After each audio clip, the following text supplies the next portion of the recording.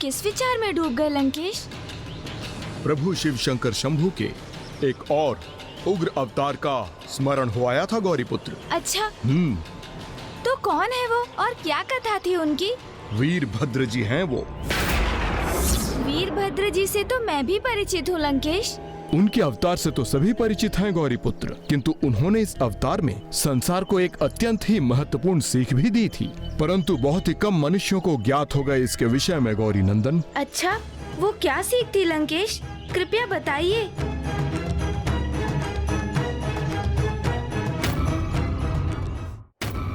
तोतला, मैं तो ऊपर हूँ।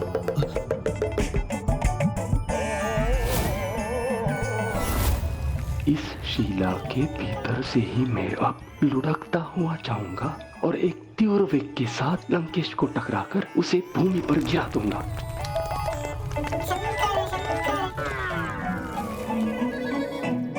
वीरभद्र जी संसार को ये सीख देने के लिए प्रकट हुए थे, जो ज्ञान और शक्ति से संपन्न होते हैं उन्हें कभी अन्याय का साथ नहीं देना चाहिए, और जो स्वयं ना पाप करते हुए भी पाप और अधर्म को शांति से सहते हैं वो भी दंड के भागी बनते हैं।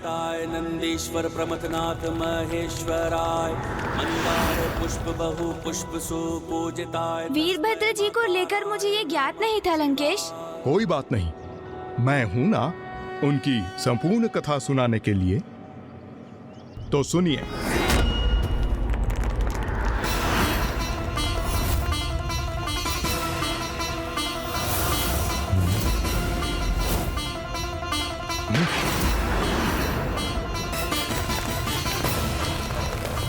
लंकेश, आप मुझे कथा सुनाइए ना।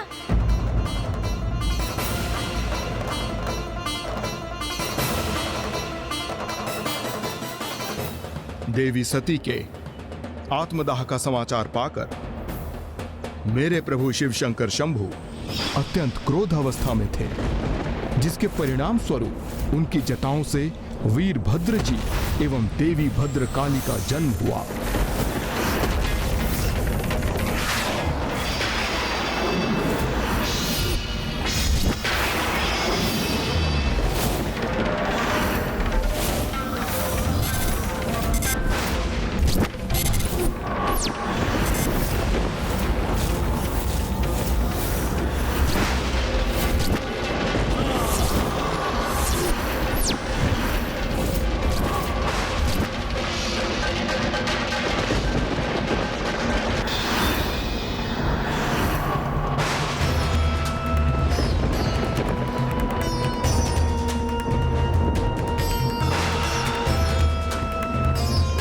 देवी भद्रकाली,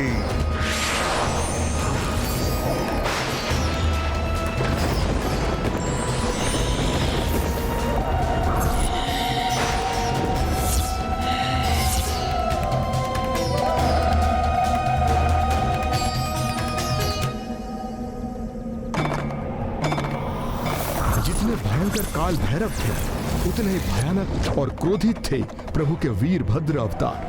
प्रभु वीरभद्र जी तो जैसे प्रभु शिव शंकर शंभू के क्रोध स्वरूप थे।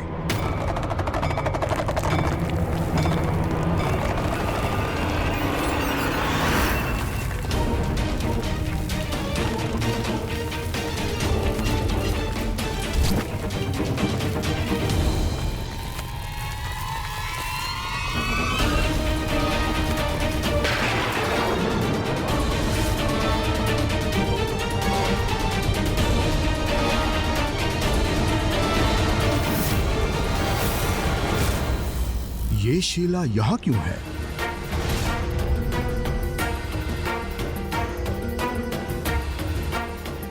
ओह, ये पथ तो इसी प्रकार की शिलाओं से भरा हुआ है।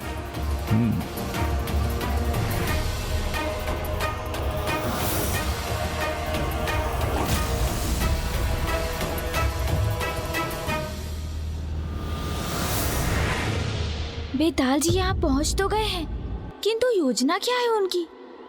अब इस चढ़ाई पर भला वो कैसे लुढ़क पाएंगे?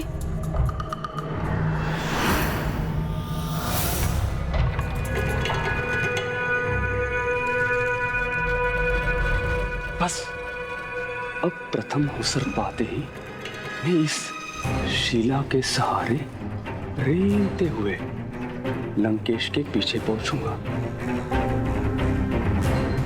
और अचानक उनके चरण खींच लूंगा ताकि वो अपना संतुलन खोकर भूमि पर गिर पड़े और आत्मलीन भूमि का स्पर्श करके इसी स्थान पर स्थापित होंगे।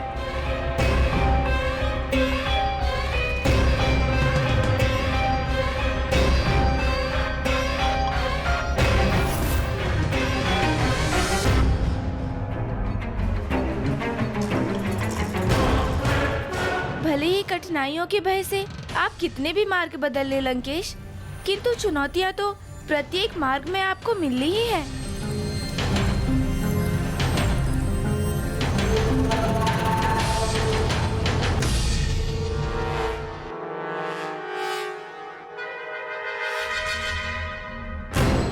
मुझे जो करना है इसी क्षण करना होगा, अन्यथा मैं अवसर गवा दूंगा। लंकेश, वीरभद्र जी कैसे उत्पन्न हुए थे वो मुझे ज्ञात है, और उनके उत्पन्न होते ही प्रभु महादेव ने उन्हें और माता भद्रकाली को दक्ष प्रजापति को दंडित करने के लिए भेज दिया था। हाँ गौरी पुत्र, वीरभद्र जी और देवी भद्रकाली को देखकर दक्ष प्रजापति भयभीत हो गए थे और वीरभद्र जी ने प्रजापति दक्ष को उनके कृत्य के लिए भयंकर एवं कठोर दंड दिया। उसके उपरांत उन्हें भी दंडित होना था, जो शांत रहकर उस अन्याय के साक्षी बने, किंतु उसे रोकने के लिए कुछ नहीं किया। और वहां पर सर्वप्रथम वीरभद्र जी की दृष्टि चंद्रदेव पर पड़ गई और उस समय उनकी क्रोध अवस्था में वीरभद्र जी की दृष्टि का प्रभाव तो शनि देव की दृष्टि से भी अधिक घातक होता है।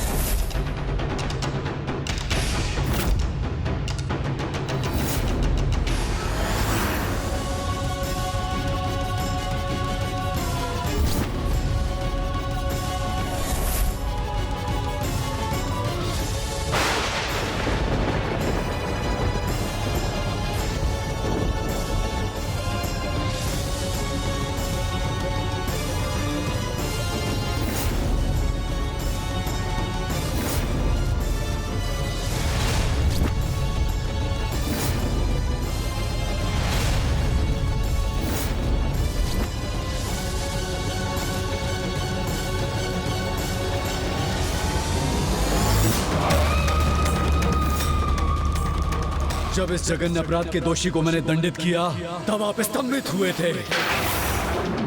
जब ये पाप घटित हो रहा था तब शांत बैठे थे आप। दक्ष प्रजापति को रोकने का एक प्रयास तक नहीं किया आपने।